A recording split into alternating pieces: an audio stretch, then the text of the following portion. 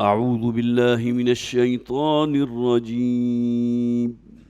بسم الله الرحمن الرحيم.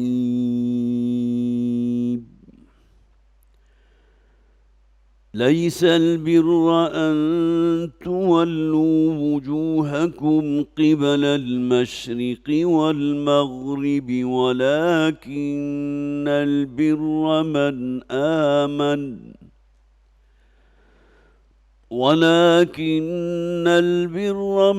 آمن بالله واليوم الآخر والملائكة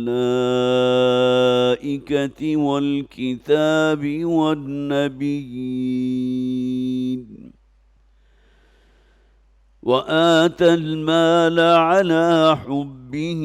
ذوي القربى واليتامى والمساكين وابن السبيل والسائلين وفي الرقاب وأقام الصلاة وآتى الزكاة والموفون بعهدهم إذا عاهدوا والصابرين في البأساء والضراء وحين البأس أولئك الذين صدقوا وأولئك هم المتقون.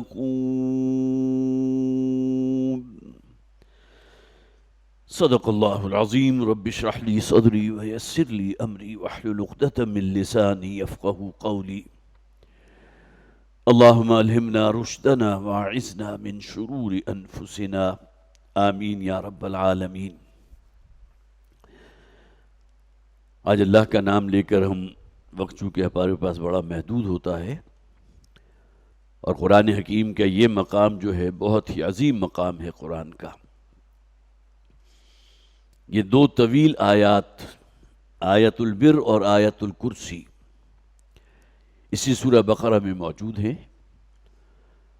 اور قرآن کریم کا یہ اسلوب ہے، جو طویل صورتیں ہوتی ہیں تو اس میں بہت ہی خوبصورت آیات کا یا تو کوئی گلدستہ ہوتا ہے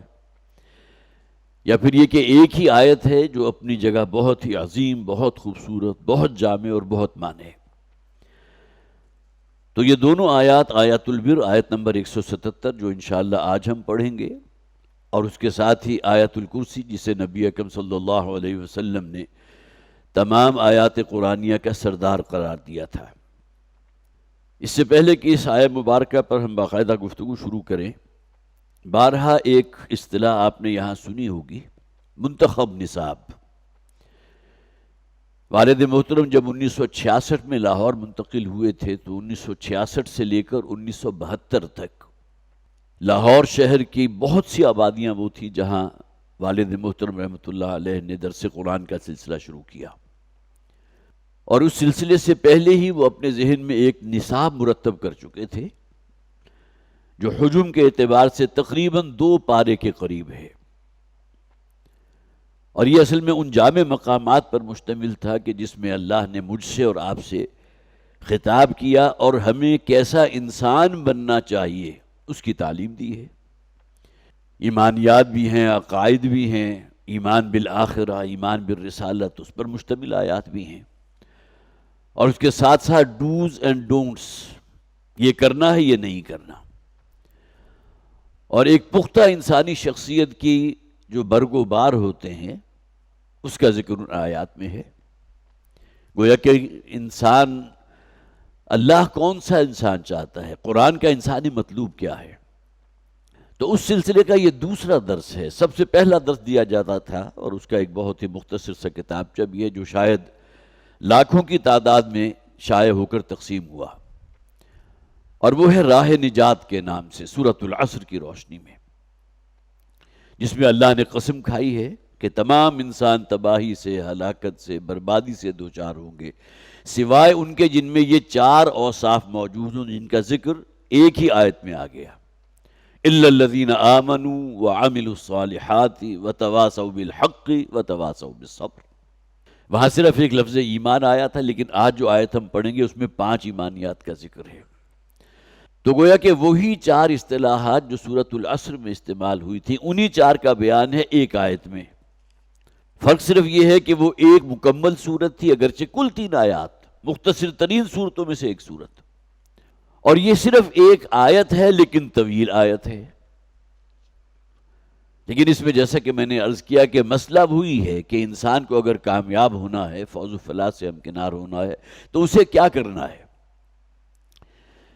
تو اس اعتبار سے وہ ہمیں اپنی بات جو ہے وہ مزید زیادہ سمجھ میں آ جائے گی۔ جس طرح ایک بند کلی ہوتی ہے جس کی پنکھڑیاں جو ہیں وہ نمایاں نہیں ہیں، کلی کی شکل میں اگر آپ موتیے کا پھول ہو یا گلاب کا پھول ہو تو اس میں کوئی کلی کی شکل میں کوئی پنکھڑی اس کی نمایاں نہیں ہوتی۔ تو سورۃ العصر میں گویا کہ ایک کلی ہے جس میں ایمان کا ذکر بھی ہے، عمل صالح کا ذکر بھی ہے، تواصی بالحق کا ذکر بھی ہے، تواصی بالصبر کا ذکر بھی ہے، اور آیت البر کے اندر وہ کلی جو ہے اب باقاعدہ ایک مکمل پھول کی شکل اختیار کر چکی۔ وہاں ایک لفظ ایمان آیا، یہاں 5 ایمانیات کا ذکر ہو گیا۔ وہاں صرف اعمال صالحہ میں ایک اصطلاح وعملوا الصالحات، اور یہاں آپ دیکھیں گے اعمال صالحہ کی ایک پوری فہرست ہے جو دے دی گئی۔ وہاں صرف ایک لفظ آیا تھا تواصی بالحق، اگرچہ انہی الفاظ کے ساتھ یہاں موجود نہیں ہے، لیکن اس آیت کے آخری حصے میں فرمایا گیا وحین البأس، حق کے علمبردار بنو گے تو سختیاں بھی آئیں گی، صبر سے کام لینا ہوگا، برداشت کرنا ہوگا، میدان جنگ میں بھی اترنا ہوگا۔ تو آخری آیت، اس آیت کے آخری حصے میں فرمایا گیا والصابرین فی البأساء والضراء وحین البأس، خاص طور پر جنگ کی وقت، میدان جنگ میں وہ صبر سے کام لینے والے۔ اور وہاں صرف تواصی بالصبر کی ایک اصطلاح آئی تھی، یہاں صبر کی 3 ڈائمنشنز ہم پر واضح ہو گئے، والصابرین فی البأساء والضراء وحین البأس۔ گویا کہ یہ کہا جا سکتا ہے کہ سورۃ العصر کے مضامین جو ہے بہت ہی خوبصورت تبیین کے ساتھ، تفصیل کے ساتھ، وضاحت کے ساتھ اس ایک آیت میں بیان ہو چکے ہیں۔ پھر یہ کہ اس آیہ مبارکہ کا موضوع کیا ہے۔ آپ کو یاد ہوگا کہ سورہ بقرہ کا جو حصہ ہم پڑھ چکے، اس میں ایک آیت ہم نے پڑھی تھی جس کا آغاز ہوا تھا وَلِلَّهِ الْمَشْرِقُ وَالْمَغْرِبُ فَأَيْنَمَا تُوَلُّوا فَثَمَّ وَجْهُ اللَّهِ۔ یہ مشرق و مغرب، یہ جو مختلف ڈائمنشنز ہیں، جو جہات ہیں، یہ نہ سمجھو اللہ تعالیٰ کسی خاص جہت کے اندر جو ہے محدود ہے۔ اَيْنَمَا تُوَلُّوا فَثَمَّ وَجْهُ اللَّهِ، جس طرف بھی رخ کرو گے وہ اللہ کا رخ ہے، اللہ وہی موجود ہے۔ اللہ کے وجود کا کوئی ہم تصور تو نہیں کر سکتے کہ فلاں جگہ محدود ہے، 7ویں آسمان پر ہے یا اب 5ویں آسمان پر آ گیا، معاذ اللہ۔ وہ تو ہر آن، ہر وقت، ہر جگہ موجود۔ وَهُوَ مَعَكُمْ أَيْنَمَا كُنْتُمْ، تم جہاں کہیں بھی ہو وہاں تیسری ذات اللہ کی موجود ہوتی ہے۔ تو گویا کہ وہاں جو تحویل قبلہ کا جو اصل پس منظر تھا اس سے بات کا آغاز کیا گیا تھا۔ پھر پورے 2 رکوع ہم نے پڑھے، سَيَقُولُ السُّفَهَاءُ مِنَ النَّاسِ مَا وَاللَّهُ مَنْ قِبْلَتِهِمُ الَّتِي كَانُوا عَلَيْهَا، تحویل قبلہ کا تفصیلی ذکر ہم نے پڑھا، 2 طویل رکوع۔ اور اب یہاں اسی بات کو آگے بڑھا جا رہا ہے، لَيْسَ الْبِرَّ أَن تُوَلُّوا وُجُوهَكُمْ قِبَلَ الْمَشْرِقِ وَالْمَغْرِبِ، نیکی صرف یہ نہیں ہے کہ تم اپنے چہروں کو مشرق یا مغرب کی طرف کر لو، بلکہ حقیقتاً تو نیک وہ شخص ہے جس کی صفات آگے آ رہی ہیں جو انشاءاللہ ہم تفصیل سے پڑھیں گے۔ تو اس سورہ مبارکہ کا اصل موضوع کیا ہے؟ نیکی کے ایک محدود تصور جس کا تعلق صرف ظاہر کے ساتھ ہوتا ہے، اس محدود تصور کی نفی کرتے ہوئے نیکی کا ہماگیر تصور واضح کیا گیا کہ اللہ کے نزدیک نیک انسان کون ہے، اللہ تعالیٰ نیکی کسے کہتے ہیں۔ پوری آیت جو ہے اسی موضوع کے اوپر ہے۔ تو اس آیت مبارکہ کا جو موضوع ہے اصل میں، جیسا کہ میں نے عرض کیا، وہ یہی ہے کہ نیکی کے ایک محدود تصور کی نفی اور نیکی کا ہماگیر تصور۔ اور یہاں یہ بات بھی نوٹ کیجئے کہ نیکی اصل میں ایک جذبہ ہے، اور جذبات کو کنٹرول کرنا اصل شے وہ مطلوب ہے، وہ یہ کہ انہیں کنٹرول میں رکھو، اس لیے کہ اپنی اصل کے اعتبار سے جذبات اندھے بہرے ہوتے ہیں۔ بعض اوقات کسی شخص کے اندر نیکی کا جذبہ جو ہے اتنا بڑھ جائے کہ جو کچھ اس کے پاس ہے سب کچھ اللہ کے راستے میں خرچ کر دے. قرآن حکیم نے اس سے بھی منع کیا گیا. اور اس کے بعد بڑا پچھتاوا انسان کو لاحق ہو جائے کہ میں نے یہ کیا حرکت کر دی. نیکی کا ایک جذبہ ابھرا تو تھا، لیکن یہ کہ اس کا تقاضا یہ تو نہیں تھا کہ سب کچھ ہی لگا دو، جبکہ تمہاری بیوی بھی ہے، بچے بھی ہیں، ان کے لیے معاش کا بندوبست بھی تھا. کچھ روپیہ پیسہ ہوگا تو کچھ کھانے پینے کا سامان ہوگا، پھر تعلیم ہے، پھر بچیاں ہیں، بڑی ہو رہی ہیں، ان کی شادیاں بھی کرنی ہیں. تو نیکی کے جذبے کو ایک حد کے اندر رکھنے کے لیے خاص طور پر یہاں ذکر آئے گا، انشاءاللہ ہم آگے پڑھیں گے، ایمان بالرسالت، جو ہمیں وہ پاٹن مہیا کرتا ہے کہ نبی اکرم صلی اللہ علیہ وسلم کا اسوہ اصل حجت ہے. اگر نیکی کا جذبہ ایک حد سے آگے بڑھ کر گویا کہ حضور سے بھی کوئی تجاوز کرنے کا اس کے اندر امکان موجود ہو تو وہیں روک دیا گیا. اور سیرت کا ایک بڑا خوبصورت واقعہ ہے جس کا انشاءاللہ بعد میں ذکر کروں گا، جس سے یہ بات پوری طرح سمجھ میں آ جائے گی. جیسا کہ میں نے عرض کیا، نیکی کے محدود تصور کی نفی اور ہمہ گیر تصور. یہاں اس بات کو ذہن میں رکھیے، جس طرح ہمارے اس مادی وجود کے لیے ہوا ہے، پانی ہے، خوراک ہے، اس کے بغیر ہم زندہ نہیں رہ سکتے، اسی طرح ہمارا ایک معنوی اور روحانی وجود بھی ہے، اور وہ اپنے زندہ رہنے کے لیے اس بات کا تقاضا کرتا ہے، خواہ فسق ہے، فجور ہے، کوئی بدیاں بھی ہیں، کوئی معصیتیں بھی ہیں، لیکن نیکی کا کوئی نہ کوئی تصور انسان اپنے ساتھ لازماً شامل حال رکھتا ہے. والد محترم نے اس کی بڑی مثالیں دی تھیں. ان میں سے ایک مثال جسے آپ کہیے کہ بالکل معاشرے کا جو پسترین طبقہ ہوتا ہے،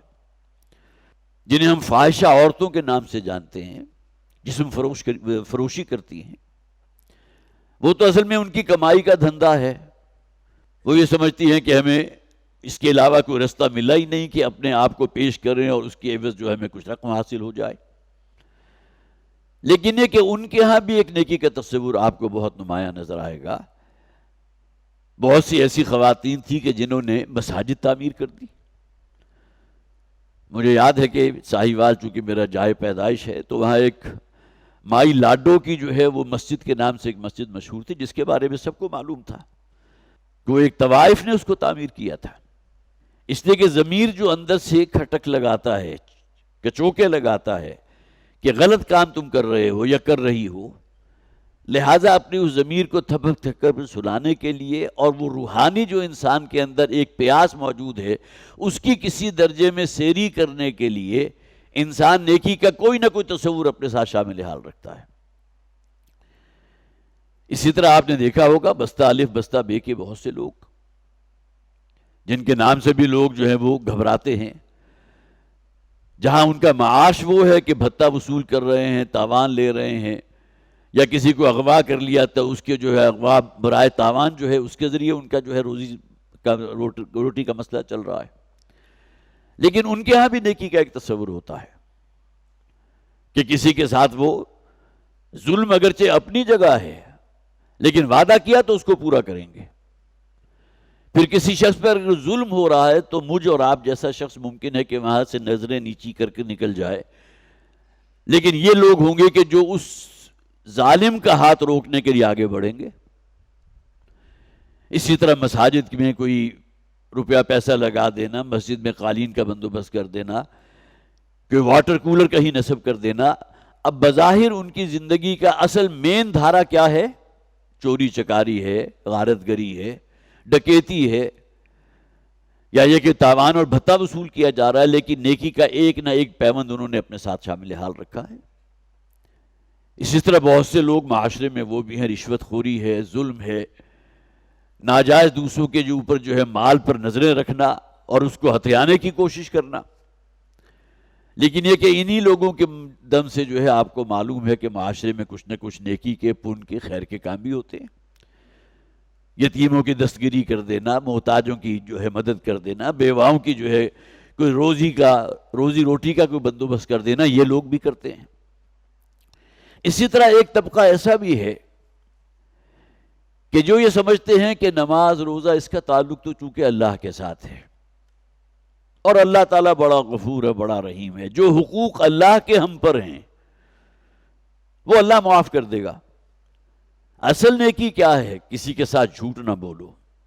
راست بازی پر قائم رہو، کسی کو دھوکہ نہ دو،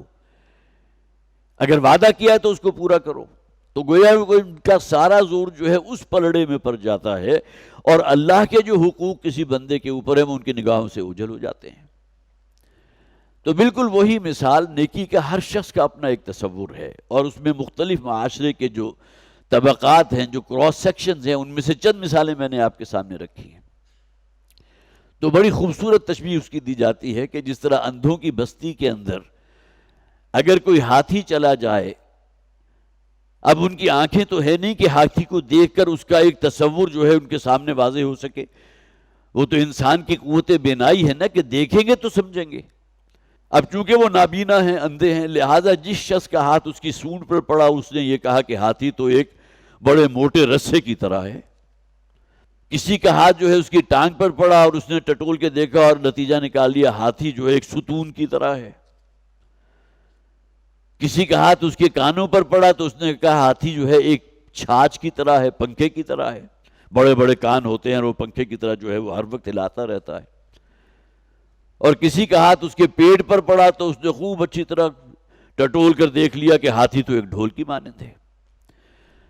تو بالکل وہی معاملہ نیکی کا بھی ہے۔ اب ایک بہت بڑا سوال یہ پیدا ہوتا ہے، مختلف تصورات جو معاشرے کے مختلف طبقات میں نیکی کے عنوان سے ہیں، تو نیکی کے ضمن میں قرآن کیا کہتا ہے؟ وہی بات، نیکی کا محدود تصور، اس کی نفی، اور ہماگیر تصور،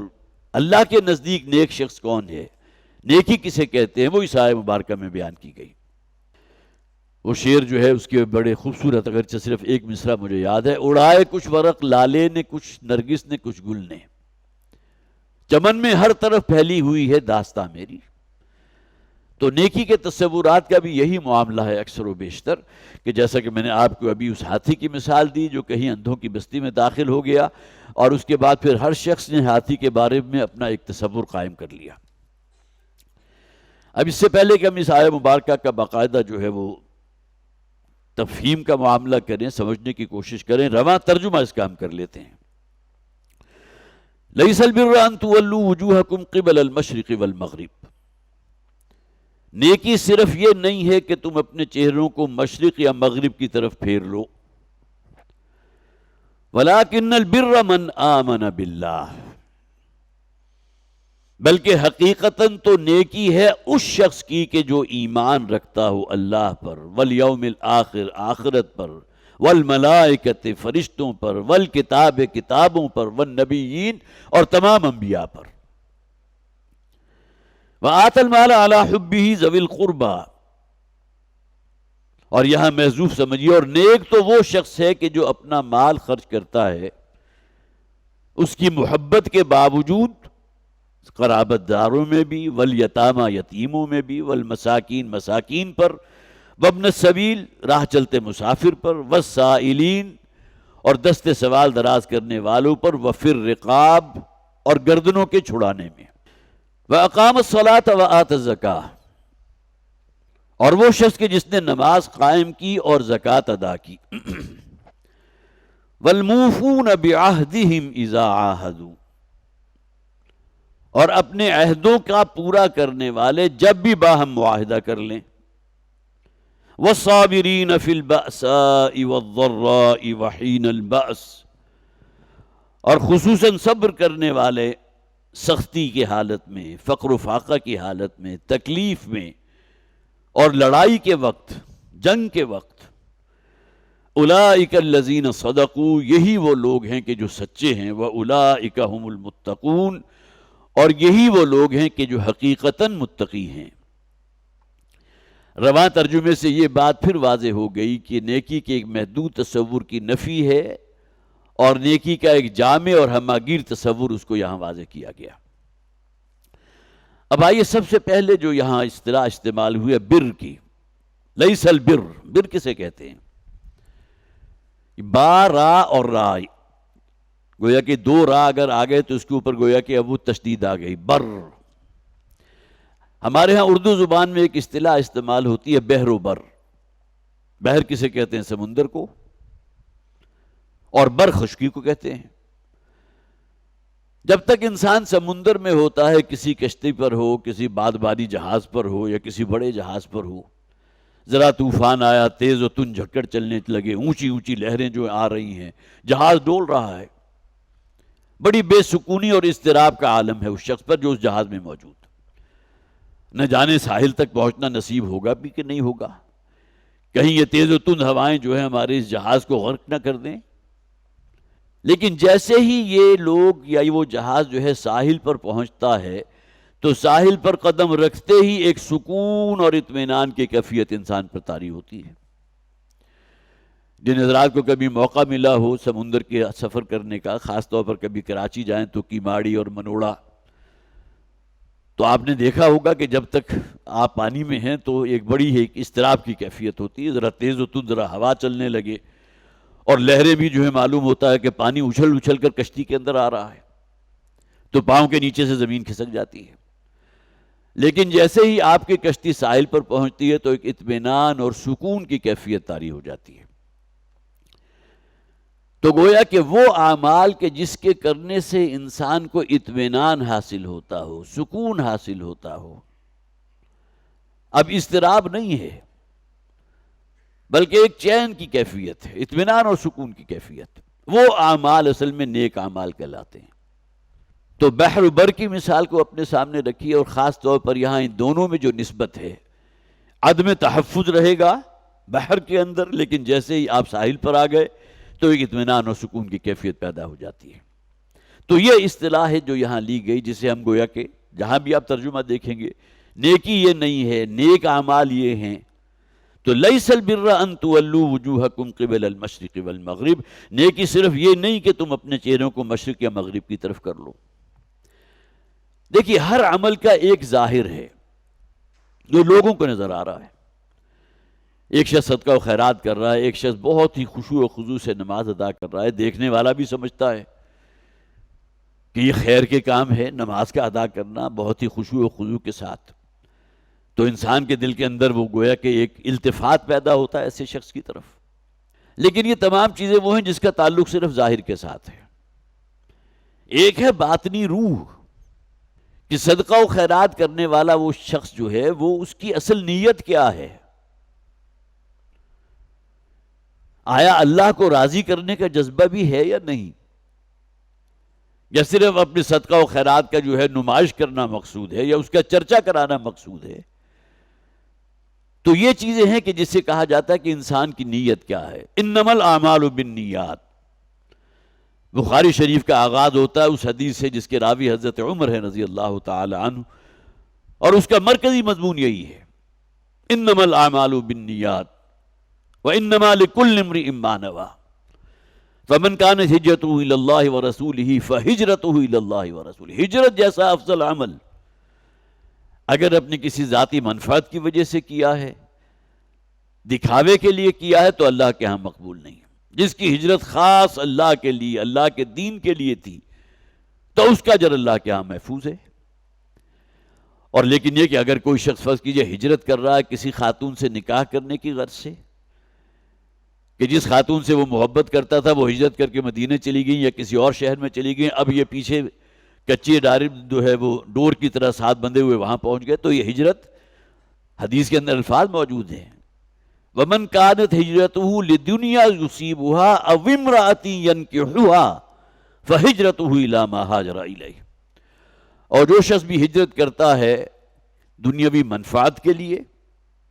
جہاں پہلے موجود تھا وہاں اس کے گاہک تھے، اب وہ گاہک مسلمان اسلام قبول کر لیا، وہ کہیں اور منتقل ہو گئے، اس کی دکانداری ٹھپ ہو گئی، اب یہ بھی اپنی دکان بڑھا کر وہاں لے جائے، یا کسی خاتون سے نکاح کرنے کے لیے، حدیث میں الفاظ موجود ہیں، فَهِجْرَتُهُ إِلَىٰ مَا هَاجَرَ إِلَيْهِ، تو ایسے شخص کی ہجرت اسی مقصد کے لیے شمار ہوگی جس کے لیے اس نے کی۔ تو انما الاعمال بالنیات، ہر عمل کرنے سے پہلے انسان کو سوچنا چاہیے کہ آیا اس سے میرا منشا جو ہے اللہ کو راضی کرنا ہے یا نہیں، کوئی دنیاوی حقیر مقصد تو کہیں میرے نہاں خانہ دل میں موجود نہیں ہے، یا کسی کو آپ نے ہیلپ آؤٹ کیا ہے، اس کی بہت کٹھن وقت میں اس کی مدد کی ہے روپے پیسے کے ذریعے، لیکن یہ کہ اب آپ کے دل میں خواہش پیدا ہو گئی کہ آئندہ اسے اپنی گردن میرے سامنے جھکا کر رکھنی چاہیے، اسے میرا احسان مند ہونا چاہیے۔ وہ جو قرآن حکیم میں کہا گیا نا، انما نطعمکم لوجہ اللہ لا نرید منکم جزاء ولا شکورا، ہم جو تمہیں کھلاتے پلاتے ہیں، روپیہ پیسہ تم پر خرچ کرتے ہیں، صحابہ کرام کا ذکر کیا جا رہا ہے، تو صرف اللہ کو راضی کرنے کے لیے، لوجہ اللہ، اور ہم تو تم سے شکریہ کے الفاظ تک کے طالب نہیں ہیں، اللہ کہ تمہیں زیر بار احسان کرنا کہیں مقصود ہو، ہم تو شکریہ کے الفاظ کے بھی طالب نہیں ہیں۔ تو بر کا اصل مفہوم اور اس سے انسان کے اندر ایک سکون اور اطمینان کی کیفیت کا پیدا ہو جانا، اس کی مثال دیا کرتے تھے والد محترم، کیونکہ یہ بہت سی باتیں انہی سے سنی ہوئی ہیں، کہ فرض کیجئے کہ آپ کہیں سفر پر نکلے ہیں، آپ کی اہلیہ نے آپ کو توشہ دان دیا جس میں دوپہر کا وقت چونکہ آپ کا سفر میں گزرے گا، تو آپ کے کھانے کی جو مقدار ہے اس کے مقدار کے مطابق جو ہے 2 روٹیاں اس نے رکھ دی ہیں اور کچھ سالن رکھ دیا۔ دوران سفر آپ کہیں بیٹھے، روٹی کا آپ نے توشہ دان کھولا تو اچانک ایک سائل آ گیا اور اس نے دست سوال دراز کیا، اللہ کے نام پر دو بھائی، بھوکا ہوں میں۔ تو اس موقع پر آپ نے آپ کی جو اپنی مقدار آپ نے کنزیوم کرنی تھی اس میں سے آدھا حصہ اس کو دے دیا، گویا کہ اس بھوکے شخص کی جو ہے بھوک رفع کرنے میں آپ نے اپنا کردار ادا کیا، تو جو ایک اطمینان اور سکون کی کیفیت آپ کے اندر پیدا ہوگی اسے الفاظ میں بیان نہیں کیا جا سکتا۔ یہ ہے اصل میں وہی اطمینان اور سکون جو بر کے جو حقیقی معنی ہے اس کے اندر پوشیدہ ہیں۔ تو معلوم ہوا کہ لیس البر ان تولوا وجوہکم قبل المشرق والمغرب، نیکی کا تعلق صرف ظاہر کے ساتھ نہیں ہے۔ تحویل قبلہ ایک بہت بڑا واقعہ تھا جو ہوا، جس کا تعلق خالصتاً ظاہر کے ساتھ تھا، لیکن یہ کہ اصل شے کیا ہے؟ اللہ کا حکم، اللہ کی رضا، اللہ کو راضی کرنا، اللہ کو خوش کرنا۔ وَلَٰكِنَّ الْبِرَّ مَنْ آمَنَ بِاللَّهِ وَالْيَوْمِ الْآخِرِ وَالْمَلَائِكَةِ وَالْكِتَابِ وَالنَّبِيِّينَ، حقیقتاً تو نیک ہے وہ شخص کہ جو ایمان رکھتا ہو اللہ پر، آخرت پر، کتابوں پر، انبیاء پر اور رسولوں پر اور نبیوں پر۔ سورۃ العصر میں ایک لفظ ایمان کا آیا تھا، اِلَّا الَّذِينَ آمَنُوا، یہاں نوٹ کیجئے 5 ایمانیات کا احاطہ کر لیا گیا۔ عام طور پر ایمانیات ثلاثہ کہا جاتا ہے، 3 ایمانیات، ایمان باللہ، ایمان بالآخرت اور ایمان بالرسالت۔ لیکن ایمان بالرسالت کو جب آپ مزید کھولیں گے تو وہ 3 ایمانیات پر مزید آگے مشتمل ہے۔ کہنے کو تو ایمان بالرسالت ہے، ایمان بالنبیین ہے، لیکن اس میں فرشتوں پر ایمان، اللہ کی کتابوں پر ایمان اور نبیوں اور رسولوں پر ایمان۔ تو ایمان بالکتب، ایمان بالملائکہ، ایمان بالنبیین، یہ سب مل کر ایمان بالرسالت بنتے ہیں۔ اب یہاں یہ سوال پیدا ہوتا ہے کہ بات تو نیکی کی ہو رہی تھی اور ہمارے نزدیک تو نیک کے ساتھ کوئی عمل ہونا چاہیے، اعمال کا ذکر بھی آگے آ رہا ہے، لیکن ان کے ذکر سے پہلے ایمانیات ثلاثہ کا بیان۔ یہاں آپ کو اس بات کا جواب مل جائے گا، کوئی یہودی ہے، کوئی ہندو ہے، اس نے بڑا کار خیر کیا ہے، بڑے بڑے انسٹیٹیوٹس انہوں نے بنا دیے۔ گنگا رام ہاسپٹل جو ہے ایک ہندو کی جو ہے جسے آپ سمجھیے اس کی کوشش تھی، تو سوال پیدا ہوتا ہے انہوں نے بڑے بڑے نیک اعمال کیے ہیں۔ یہاں آ کر وہ بات واضح ہو گئی، جب تک کسی بڑے سے بڑے نیکی کے عمل کی تہ میں ایمان باللہ، ایمان بالآخرت، ایمان بالرسالت یہ موجود نہیں ہوگا، وہ عمل نیک نہیں ہے۔ سب سے پہلے ایمان باللہ کو لے کر آئے، وَلَٰكِنَّ الْبِرَّ مَنْ آمَنَ بِاللَّهِ، صرف اللہ کو راضی کرنا کے لیے جو آپ کریں گے وہ ہے اصل میں ایمان، اور وہ عمل ہے نیکی کا کہ جس کی تہ میں جذبہ ہوگا انما الاعمال بالنیات۔ نیت کیا تھی؟ اس دنیا میں اس کا کوئی اجر مطلوب تھا یا اجر آخرت میں مطلوب تھا؟ آخرت کا ذکر آ گیا، وَلَٰكِنَّ الْبِرَّ مَنْ آمَنَ بِاللَّهِ وَالْيَوْمِ الْآخِرِ، آخرت پر یقین۔ اس دنیا سے اگر کوئی مفاد حاصل کرنا چاہتے ہو اور اپنے اس نیک عمل کی وجہ سے، تو اللہ کے ہاں وہ نیکی شمار نہیں ہوگی۔ اور یہاں سب سے بڑی جسے آپ کہیے کہ ایک دلیل ہے جو حدیث کے اندر موجود ہے، بہت خوبصورت حدیث، اور وہ لوگ کہ جنہیں اللہ نے دیا ہے، روپیہ پیسہ بھی ہے، مال و دولت بھی ہے، وہ کچھ خرچ بھی کرتے ہیں اللہ کے لیے، اللہ کے دین کے لیے، لیکن وہی بات کہ اپنے نیکی، اپنی جو نیت ہے اس کو پوری طرح مستحضر رکھتے ہیں یا نہیں رکھتے؟ حضور نے فرمایا میدان حشر میں سب سے پہلے 3 افراد کا معاملہ اللہ کے ہاں فیصلے کے لیے پیش کیا جائے گا۔ ان میں سے ایک شخص وہ تھا کہ جو اس دنیا میں اس نے لڑائی لڑی اور جنگ لڑی اور اپنی جان جو ہے قربان کر دی، اس دنیا میں شہید کہلایا۔ دوسرا شخص وہ کہ جسے اللہ نے بڑا علم دیا تھا، دین کی بڑی سوچ سمجھ دی تھی، بڑی سوچ دی تھی، حکمت اور دانائی دی تھی بظاہر، اور اس کے ذریعے بڑا علم پھیلا لوگوں میں۔ اور تیسرا وہ شخص جسے اللہ نے بڑا مال و دولت دیا اور اس نے خرچ کیا لوگوں کی جو ہے بہبود کے لیے بھی، اور اسی طرح جو بھی جسے حقوق العباد کہتے ہیں اس کے اندر بھی لگایا، روپیہ پیسہ لگایا۔ اللہ تعالیٰ ان تینوں کو طلب کرے گا اور اپنے احسانات گنوائے گا۔ جو شہید صاحب سے ان سے اللہ تعالیٰ فرمائے گا کہ میں نے تمہارے اندر جرأت اور بہادری اور شجاعت رکھی تھی، تو تم نے میرے لیے کیا کیا؟ حدیث میں فرمایا گیا وہ شخص یہ کہے گا کہ اے پروردگار میں نے تیرے رستے میں جہاد کیا، قتال کیا اور اپنی جان بھی قربان کر دی۔ اب دیکھیے نیت کا حال صرف اللہ جانتا ہے کہ جذبہ محرکہ کیا تھا۔ اس حدیث میں الفاظ ہیں اِنَّكَ قَدْ قَاتَلْتَ لِأَنْ يُقَالَ جَرِيءٌ، تم نے جو یہ قتال کیا تھا تو اصل نیت کیا تھی کہ تمہاری بہادری، تمہاری شجاعت، تمہاری مردانگی کا ڈنکا بول جائے، خوب چرچا ہو۔ اس دنیا میں تمہاری مدح میں بڑے بڑے مضامین لکھے گئے، میگزین شائع ہو گئے، تمہاری بہادری کے بڑے چرچے تھے۔ اصل سے جو مطلوب تھی وہ کیا تھی؟ اپنی بہادری کا چرچا کروانا۔ وہ تمہیں فقط قیلا، اور وہ دنیا میں حاصل ہو چکا۔ یہی معاملہ اس عالم کے ساتھ ہوگا۔ اللہ تعالیٰ فرمائے گا میں نے تمہیں دین کا علم دیا تھا، سوچ سمجھ دی تھی، تم نے کیا کیا؟ تو یہ کہے گا کہ میں نے تیرے دین کی بڑی نشر و اشاعت کی۔ یہاں اس لمحے پر آ کر تو ہر اس شخص کو جو واعظ و نصیحت کرنے والا ہے، درس و تدریس کرنے والا ہے، اپنا جائزہ لیتے رہنا چاہیے کہ کہیں روز قیامت ہمارا انجام وہ نہ ہو۔ اس لیے کہ بہرحال انسان کے اندر شیطان جو ہے وہ وسوسہ اندازی تو کرتا ہے۔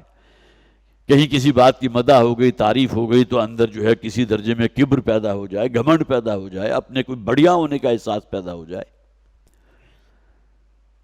تو وہ شخص کہے گا کہ میں نے تیرے دین کو پھیلایا، تیری بات لوگوں تک پہنچائی۔ تو اللہ تعالیٰ فرمائے گا نہیں، یہ سب کچھ تم نے اس لیے کیا تھا تاکہ تمہاری علمیت کی دھاک بیٹھ جائے، لوگوں کو معلوم ہو بڑا عالم اور فاضل شخص ہے، صرف عالم نہیں ہے، علامہ ہے۔ فقط قیلا، اور وہ کہا جا چکا۔ اور پھر تیسرے شخص کے ساتھ بھی یہی معاملہ ہوگا، جسے روپیہ پیسہ دیا اور اس نے خوب صدقہ و خیرات کیا، لیکن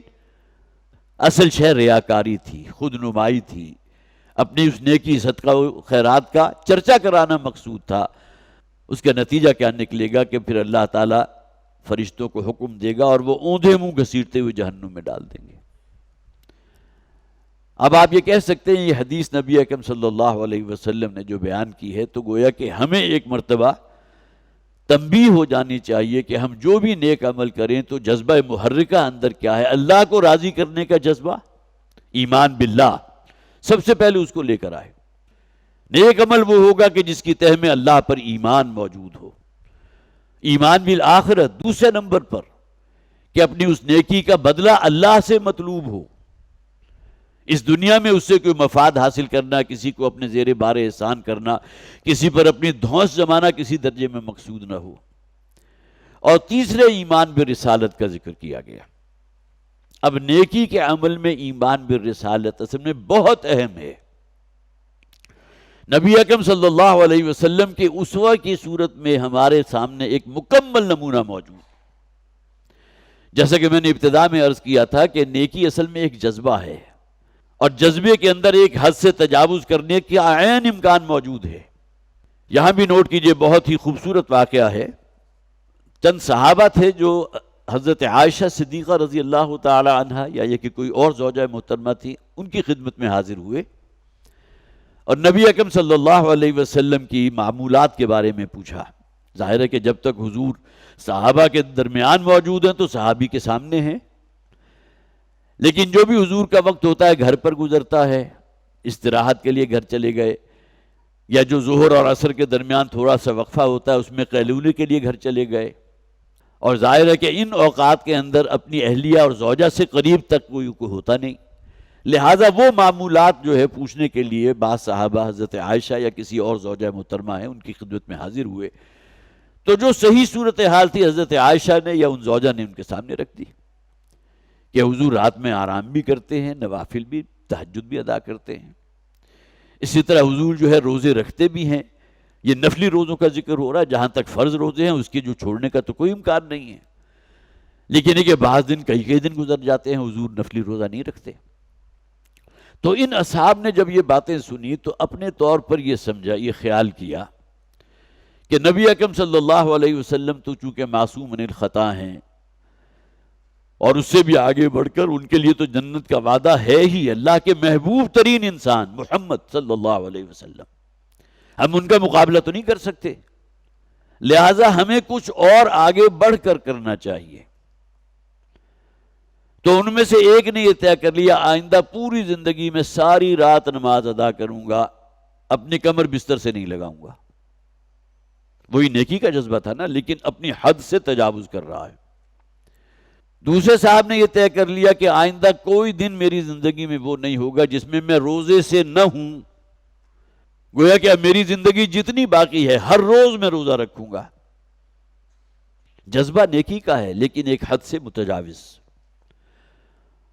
اور تیسرے جو صحابی تھے انہوں نے یہ طے کر لیا کہ میں کوئی شادی بیاہ جو ہے گھر گھرستی کی زندگی یہ مول نہیں لوں گا، اس میں انسان جو ہے اللہ سے دور ہو جاتا ہے،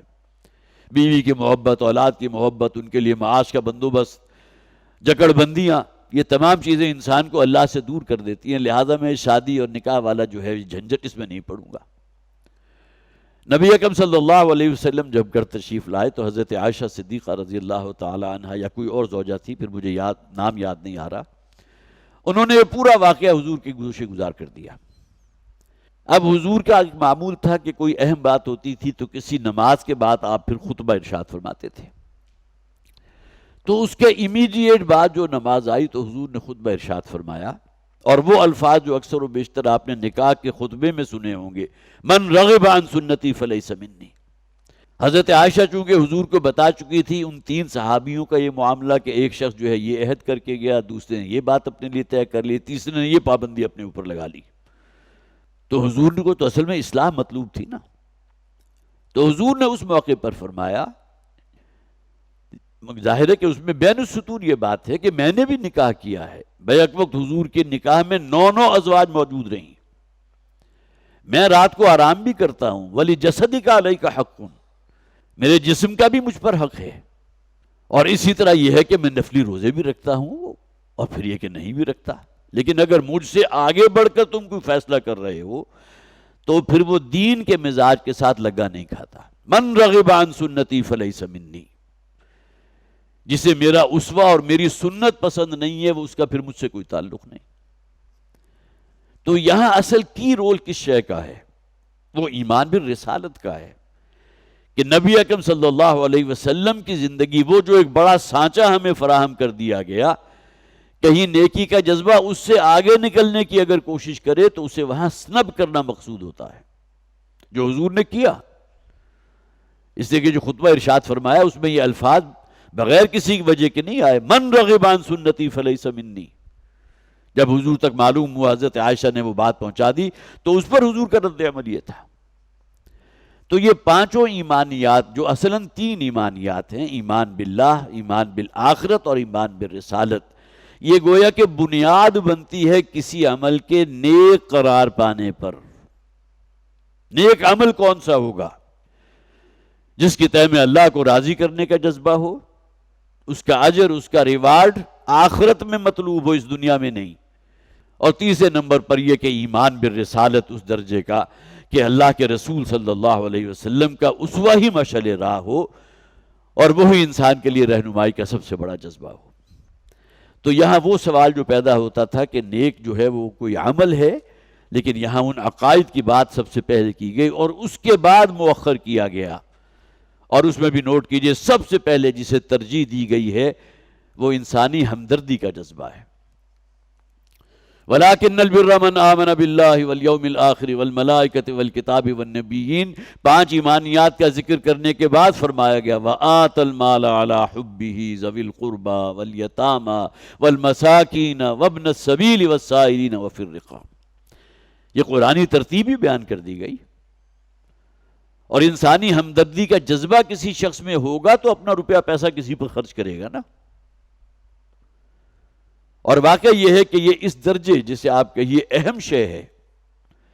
کہ نبی اکرم صلی اللہ علیہ وسلم نے ارشاد فرمایا، حدیث مبارکہ کے الفاظ ہیں من یحرم الرفق فقد حرم الخیر کلہ۔ صحیح مسلم، حضور فرماتے ہیں جو شخص دل کے گداز سے، دل کی نرمی سے محروم کر دیا گیا، وہ تو گویا کہ ہر نوع کے خیر سے محروم کر دیا گیا۔ کوئی شخص بڑا عابد ہے، زاہد ہے، تہجد گزار بھی ہے، بہوڑی بظاہر بڑا متقی ہے، پرہیزگار شخص ہے، لیکن یہ کہ انسانی ہمدردی کا جذبہ اس میں موجود نہیں۔ کسی کو دکھ میں دیکھا ہے، تکلیف میں دیکھا ہے، بیماری میں دیکھا ہے، روپیہ پیسہ نہیں ہے، علاج نہیں کر سکتے، دوا دارو نہیں کر سکتے، اور تمہیں اللہ نے بہت دیا، اس کے باوجود اگر تمہارا ہاتھ جو ہے تمہاری جیب کی طرف نہیں بڑھتا تو معلوم ہوا کہ دل سخت ہو چکا۔ من یحرم الرفق فقد حرم الخیر کلہ۔ جو شخص بھی دل کی نرمی سے محروم کر دیا گیا وہ ہر نوع کی خیر سے محروم کر دیا گیا۔ اسی طرح ایک اور روایت ہے مسلم شریف ہی کی، من لا یرحم لا یرحم۔ جو شخص کسی دوسرے پر رحم نہیں کرتا اللہ بھی اس پر رحم نہیں کرے گا۔ جسے عام طور پر کہا جاتا ہے نا کہ انسانوں کی خدمت خلق کے لیے اپنے آپ کو لگاؤ، لوگوں کے ساتھ کرم کا معاملہ کرو، نرمی کا معاملہ کرو۔ حدیث کے الفاظ ہے نا من ستر مسلما سترہ اللہ یوم القیامہ۔ جو شخص اس دنیا میں کسی کی ستر پوشی کرتا ہے، کسی کی عیب پوشی کرتا ہے، پردہ دری نہیں کرتا، کسی کا کوئی عیب جو ہے نگاہ میں آ گیا، علم میں آ گیا اور اس کے اوپر پردہ ڈال دیا، اللہ تعالیٰ قیامت کے دن اس کے گناہوں پر پردہ ڈالے گا۔ یہی معاملہ ہے کہ جو شخص لوگوں کے ساتھ نرمی کا رویہ اختیار کرے گا اللہ تعالیٰ اس کے ساتھ بھی معاملہ انتہائی نرمی کا کرے گا۔ اسی طرح ایک اور حدیث ہے جس میں حدیث قدسی کے الفاظ ہیں کہ اللہ تعالیٰ فرمائے گا یا ابن آدم، اے بنی آدم۔ اب الفاظ نوٹ کیجئے، اللہ تعالیٰ یوں فرمائیں گے کہ میں بھوکا تھا، میں تیرے در پر گیا اور تو نے مجھے کھانا نہیں کھلایا۔ تو وہ شخص کہے گا پروردگار تو بہت اعلیٰ و عرفہ ہے، کیسے ممکن ہے کہ تجھے بھوک لاحق ہو، تو بھوکا نہیں رہ سکتا۔ تو اللہ تعالیٰ فرمائے گا میرا فلاں بندہ تھا جو تیرے در پر آیا تھا، وہ انتہائی بھوکا تھا، اس نے اللہ کے نام پر تجھ سے کچھ مانگا اور تجھ سے اسے انکار کر دیا۔ اسی طرح پھر اگلے الفاظ میں پیاسا تھا، میں بیمار تھا۔ یہ اللہ تعالیٰ اپنے لیے الفاظ استعمال کر رہے ہیں، اور وہ بندہ پوچھے گا اے پروردگار بیماری کا تجھ سے کیا تعلق، تو کیسے بیمار ہو سکتا ہے؟ تو اللہ تعالیٰ فرمائیں گے میرا فلاں بندہ بیمار تھا، اس کے پاس علاج معالجے کے پیسے نہیں تھے، تجھے میں نے قدرت دی تھی اور تو نے اس کی مدد نہیں کی۔ تو یہاں گویا کہ اس سے جسے آپ کہیے زور کا اندازہ ہوتا ہے کہ میں بھوکا تھا، میں پیاسا تھا، میں مریض تھا، میں بیمار تھا۔ گویا کہ فلاں شخص جو تمہارے پاس آیا تھا وہ شخص نہیں تھا، اصل میں اس نے اللہ کے نام پر، میرے نام پر تمہارے سامنے دستے سوال دراز کیا تھا۔ تو وَآتَ الْمَالَ عَلَىٰ حُبِّهِ ذَوِي الْقُرْبَىٰ وَالْيَتَامَىٰ وَالْمَسَاكِينَ وَابْنَ السَّبِيلِ۔ اب یہاں پوری ایک جسے آپ کا یہ فہرست دے دی گئی، لیکن یہ ترتیب ہے قرآنی ترتیب۔ اگر اس کے معاملہ بالکل برعکس ہو رہا ہے کہ صدقہ و خیرات ہے لیکن کہیں دور پار جا کے اور اپنے قریب ترین کا جو حلقہ ہے، فرض کیجئے قرابت داروں میں ایسے لوگ موجود ہوں جن پر فاقہ آ رہا ہو، 2 وقت کی روٹی میسر نہ ہو، بچہ ہے کہ جو تعلیم حاصل کرنا چاہتا ہے، باپ کے پاس پیسے نہیں کہ اسے تعلیم دلا سکے، لیکن صدقہ و خیرات جو ہے وہ بانٹی جا رہی ہے کہیں دور پار کے محلوں میں، تو یہاں وہ ترتیب بھی قائم کر دی گئی۔ وَآتَ الْمَالَ عَلَىٰ حُبِّهِ ذَوِي الْقُرْبَىٰ، حُبِّهِ کے الفاظ کو بھی نوٹ کیجئے، اس کے 2 مفاہیم ہیں۔ ایک تو یہ کہ وہ مال دیتا ہے اللہ کی محبت کی وجہ سے قرابت داروں میں، مساکین میں، اور دوسرے اس کا مفہوم یہ بھی ہے کہ مال اس کے باوجود کہ اسے خود بہت محبوب ہے، علی حبہ، مال کی محبت اس میں ہے، لیکن اس کے باوجود وہ اپنا روپیہ پیسہ صدقہ و خیرات میں لگا رہا ہے، خدمت خلق کا جذبہ اس کے اندر موجود ہے۔ تو علی حبہ میں دونوں مفہوم موجود۔ سب سے پہلا جو دائرہ ہے ذوی القربہ ہے، قرابت دار۔ الاقرب فالاقرب، حضور نے فرمایا جو تم سے جتنا زیادہ قریب ہے اتنا ہی اس کا بڑھ کر حق ہے تمہارے اوپر۔ تمہارا کوئی یتیم بھانجا ہے، یتیم بھتیجا ہے، تمہارا اپنا سگا بھائی ہے، تمہاری اپنی حقیقی بہن ہے، اسے تم چھوڑ کر اور جا کے صدقہ و خیرات کر رہے ہو دوسروں کو، تو یہ تو سراسر جو ترتیب قرآنی ہے اس کے خلاف ہو گیا۔ تو یہاں صرف ایتاء مال ہی نہیں بلکہ اس ترتیب کو بھی بیان کر دیا گیا جو اللہ کے لیے نزدیک جو پسندیدہ ترتیب بنتی ہے، جس میں سب سے پہلے قرابت دار ہیں، اور پھر یتیم۔ قرابت دار اگر یتیم بھی ہو تو اس کا گویا کہ دوہرا حق ہو گیا۔ والمساکین، اور مسکین جو دنیاوی دور میں کہیں پیچھے رہ گئے ہیں، محتاج ہیں، ضروریات زندگی پورا کرنے کے لیے ان کے پاس پیسے نہیں ہیں۔ وابن السبیل، راہ چلتا مسافر،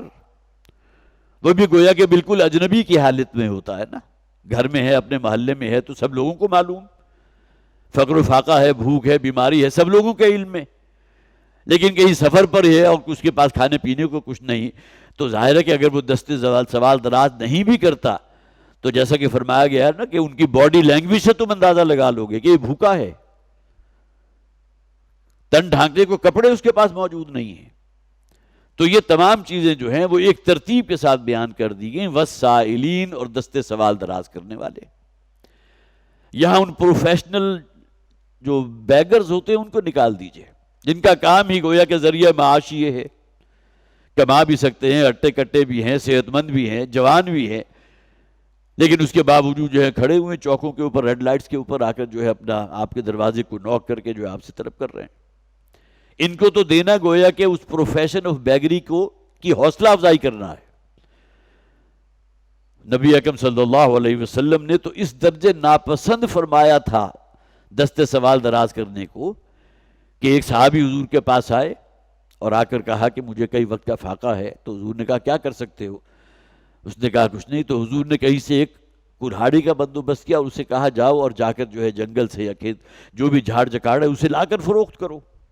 یہ کہیں بہتر اس کے کہ تم اپنی عزت نفس جو ہے اپنی ہتھیلی پر رکھ کر دوسرے لوگوں کے سامنے پیش کر دو۔ دستے سوال دراز کرنا ہے کیا؟ حضور نے حد درجے سختی کے ساتھ منع فرمایا اس عمل کو۔ لیکن اگر کوئی واقعتاً محتاج اور اس درجے تک پہنچ چکا ہو کہ آپ سے وہ کچھ نہیں بھی مانگ رہا، آپ کو اس کے حالات کا علم ہے، تو گویا کہ وہ اب اس دائرے میں آ جائے گا کہ آپ پر لازم ہے کہ اس کی مدد کریں۔ اللہ نے اگر آپ کو دیا ہے تو اس میں سے نکالیں اور خرچ کریں اس کے اوپر۔ تو وآت المال علی حبہ ذوی القربى والیتامى والمساکین وابن السبیل والسائلین وفی الرقاب۔ یہاں نوٹ کیجئے دوسری اہم بات یہ کہ ایمانیات کے فوراً بعد جو ذکر کیا گیا وہ انسانی ہمدردی کا وہ جذبہ جس میں انسان ایتاء مال ہے، انفاق مال ہے، روپیہ پیسہ خرچ کرنا، صدقہ و خیرات کرنا، اور اس میں آخر میں وہ بات بھی آ جائے گی کہ اللہ کے دین کو غالب کرنے کی جو عملی جد و جہد ہے اس کے لیے اپنا روپیہ پیسہ لگانا، دین کی نشر و اشاعت ہے، کچھ پرنٹڈ میٹر ہے جو آپ تقسیم کر رہے ہیں، کوئی اہتمام کر رہے ہیں کوئی درس و تدریس کا، اس کے لیے آپ نے پیسہ بھی خرچ کیا ہے، تمام چیزیں اس کے کھاتے کے اندر آ جائیں گے۔ وَأَقَامَ الصَّلَاةَ وَآتَى الزَّكَاةَ، یہاں نوٹ کیجئے کہ نماز اور زکوٰۃ دونوں کو مؤخر کیا گیا ایتاء مال سے۔ اور یہاں بھی ایک بڑی خوبصورت حدیث ہے، ترمذی شریف میں موجود ہے، حضرت فاطمہ بنت قیس رضی اللہ تعالی عنہ وہ راوی ہیں اس حدیث کی، وہ فرماتی ہیں حضور سے ایک مرتبہ سوال کیا گیا تھا کہ کیا ہمارے مال میں زکوٰۃ ادا کرنے کے بعد بھی کوئی حق باقی رہ جاتا ہے؟ تو حضور نے اس موقع پر ارشاد فرمایا تھا ان فی المال حقا سوی الزکاۃ، یہ زکوٰۃ تو منیمم اللہ کا حق ہے کہ جس کو ادا کرنے کے تم پابند ہو، یہ فرض ہے، فرض عین ہے۔ لیکن یہ نہ سمجھنا کہ زکوٰۃ ادا کرنے کے بعد جو ہے جملہ حقوق جو تمہارے مال میں اللہ نے رکھے تھے کل کے کل ادا ہو گئے، بلکہ تمہارے قرابت داروں کا بھی تم پر حق ہے۔ پھر اور جو معاشرے کے اندر یتیم ہیں، بیوائیں ہیں، مساکین ہیں، ضرورت مند ہیں، محتاج ہیں، یہ پوری کیٹیگری موجود ہے۔ زکوٰۃ کا مد الگ ہے، وہ بھی خرچ کرو، لیکن اس کے علاوہ بھی جو بچ رہے تو اس میں بھی اللہ تعالیٰ نے ان فی المال حقا سوی الزکاۃ، مال کے اندر جو ہے زکوٰۃ کے علاوہ بھی اللہ نے حق رکھا ہے۔ آگے فرمایا گیا والموفون بعہدہم اذا عاہدوا، اور وعدہ پورا کرنے والے، عہد کو وفا کرنے والے جب بھی باہم عہد کر لیں، کسی سے کوئی کمٹمنٹ کر لی ہے، کسی سے کوئی وعدہ کر لیا، کوئی عہد ہو گیا، کوئی معاہدہ ہو گیا، اور پرے کاہ کے برابر اسے کوئی وقت نہیں۔ آپ نے اس حد تک بھی اگر کسی سے یہ کمٹمنٹ کی ہے کہ آج مغرب کے بعد میں آپ کے پاس آؤں گا، کہنے کی تو کمٹمنٹ ہے نا، آپ نے وعدہ کیا کہ میں آؤں گا، اور بغیر بتائے آپ نہیں آ رہے، اور وہ شخص جو ہے منتظر ہے، آدھا گھنٹہ آپ کا انتظار کرتا رہا، اپنی تمام مصروفیات کو اس نے تج دیا اس لیے کہ آپ نے کہا تھا کہ آپ تشریف لائیں گے۔ کہنے کی وہ بڑی چھوٹی سی بات ہے، لیکن یہ کہ اصل میں وعدہ خلافی کی ہے ہم نے۔ اور نبی اکرم صلی اللہ علیہ وسلم کا معمول کیا تھا؟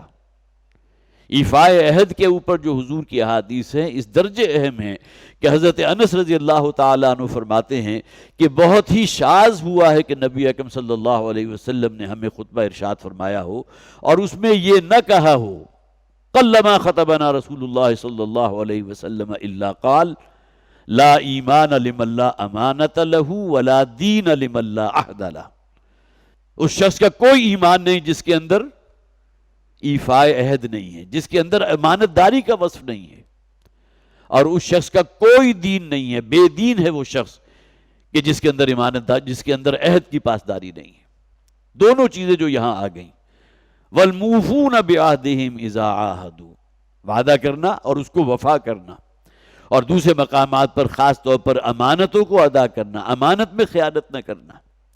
تو لا ایمان لمن لا امانت له ولا دین لمن لا عہد له، جس شخص کے اندر امانت داری کا وصف نہیں ہے اس کا کوئی ایمان نہیں، اور جس کے اندر وعدوں کو وفا کرنے کا وصف موجود نہیں اس کا کوئی دین نہیں ہے۔ والموفون بعہدہم اذا عاہدوا والصابرین فی البأساء والضراء وحین الباس، اور خصوصاً صبر کرنے والے سختی اور